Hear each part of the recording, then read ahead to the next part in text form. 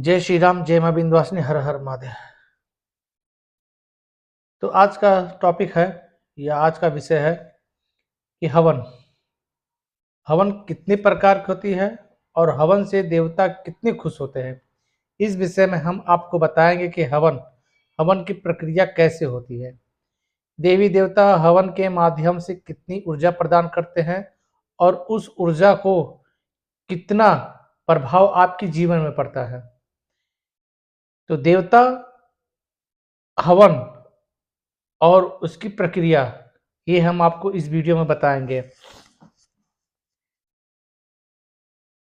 तो देवता कोई भी हो, आपने किसी की साधना की है या आप साधना की प्रक्रिया कर रहे हैं या आपके ऊपर देवता आते हैं, तो साधना क्या है और उस साधना के माध्यम से आप हवन कर रहे हैं। साधना 20 दिन का क्रिया है। उस 20 दिन की प्रक्रिया करने के बाद हवन की आवश्यकता होती है उस देवता को मनाने के लिए।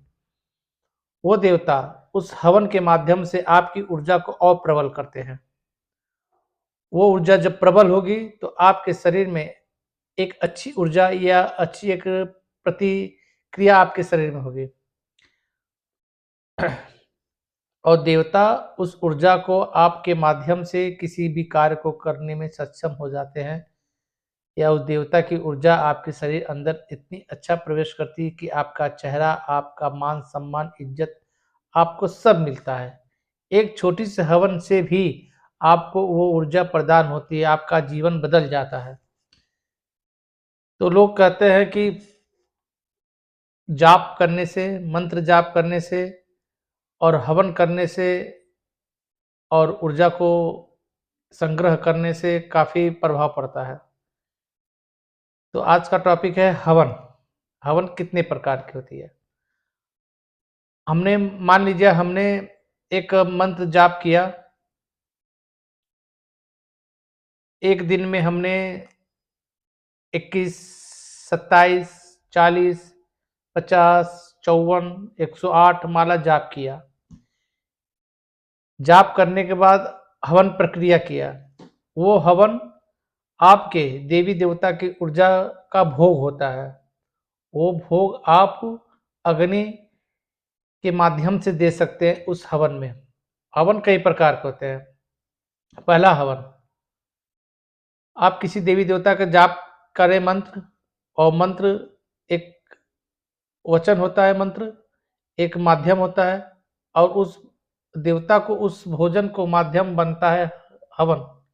उस हवन से उस देवता को पहुंचाना होता है।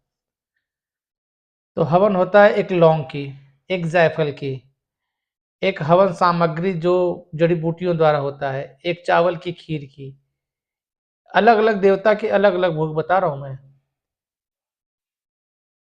तो एक खीर की होती है, एक चावल की होती है, एक उड़द की दाल की होती है, एक काले तिल की होती है, एक सफ़ेद तिल की होती है और एक सरसों की दाना की होती है और एक लाल मिर्ची की होती है। इस प्रकार से कई प्रकार की हवन होती है। कलेजी की हवन होती है, शराब की हवन होती है, दही की हवन होती है। ऐसे-ऐसे हवन कई प्रकार की होती है। हर देवता को अलग-अलग माध्यम से प्रसन्न करने के लिए हवन की प्रक्रिया को किया जाता है।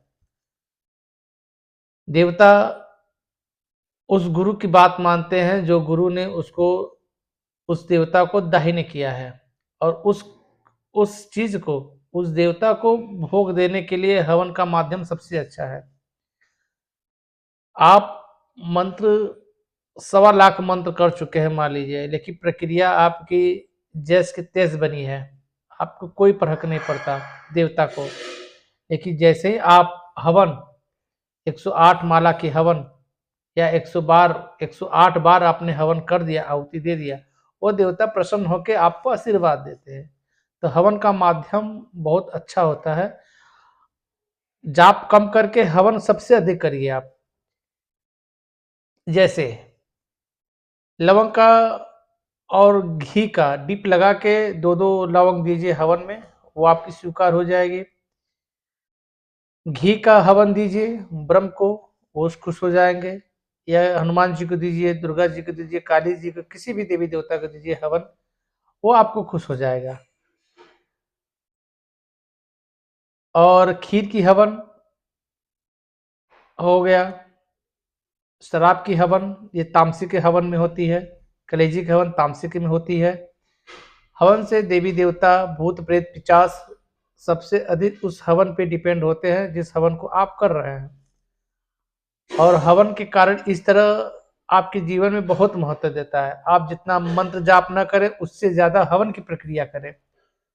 आप किसी भी हवन कुंड में चले जाएँगे, देख लीजिए, या किसी यज्ञ में चले जाएँगे, सबसे अधिक यज्ञ होता है, हवन होता है या होम हवन होता है, या किसी भी मंदिर या संस्थान या स्थान पे जाएँगे, तो आपको सबसे अधिक लोग हवन करते हुए मिलेंगे, क्योंकि हवन देवता के सीधे माध्यम पेट में जाता है और वो उस ऊर्जा को बढ़ता है, क्योंकि ऊर्जा बढ़ाने के लिए हवन सबसे अच्छा और सबसे अच्छा साधन माना जाता है।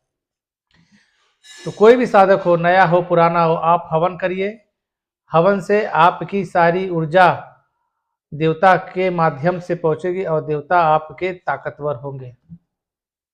जायफल की हवन हनुमान जी को भी दे सकते हैं, काली को दे सकते हैं, या किसी प्रेत को दे सकते हैं, या किसी को जागृत करने के लिए जायफल की हवन की जाती है। एक अक्खा जायफल, एक खड़ा जायफल उस हवन के माध्यम से उस देवता को पहुंचाया जा सकता है।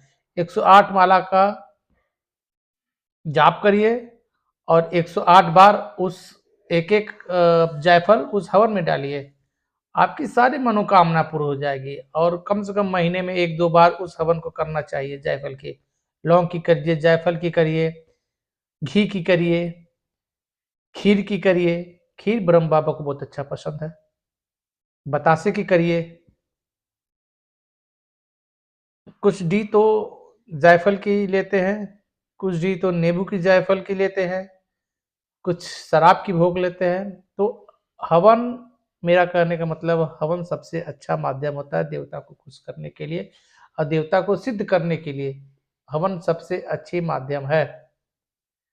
तो हवन करने का माध्यम है देवता को खुश करने के लिए। तो जय श्री राम, जय मां विंध्यवासिनी, हर हर महादेव। मिलते हैं अगली वीडियो में।